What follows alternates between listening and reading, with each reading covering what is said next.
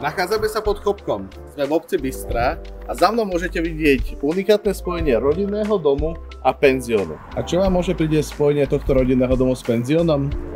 Nové spôsoby, ako budete využívať voľný čas, perfektnú lokalitu, investičné možnosti a kúpou tohto komplexu získate aj jednu špecialitu. Chcete sa stať Batmanom? Alebo sa chcete aspoň ako Batman cítiť? Iste vám k tomu dopomôže táto súkromná jaskyňa z nedobier. V rodinnom dome nájdete 2 apartmány na podlahovej ploche 380 m². V penzióne nájdete 45 lôžok, 16 izieb, wellness, kaviareň, cateringovú miestnosť. Jednoducho len ubytovávať hostí.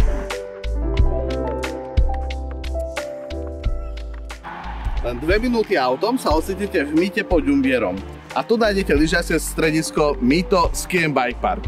Môžete bicyklovať aj lyžovať. Len 4 minúty autom a nájdete rezort Tále. Na jednej strane vás poteší 18-jamkové golfové ihrisko, na druhej strane nájdete rezort Ski Tále.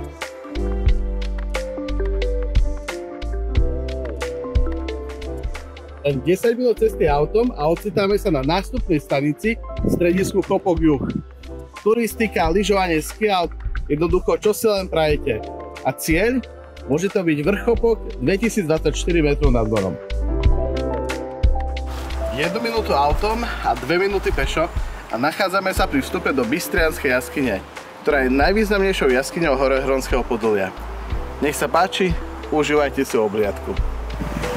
1 minútu od penziónu sa nachádza predajňa ovčích syrov s chutnou žinčicou, kolkáreň s letnou terasou, tento zdurčiaci potok, kde je asi o 5 stupňov menej a novo vybudovaný prístrešok na opekanie.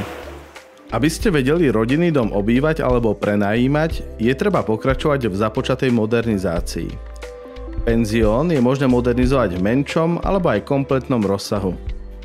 Pre investorov mám pripravený detailný investičný prepočet, aby ste vedeli, s akými nákladmi máte počítať a aké výnosové percento môžete ročne očakávať.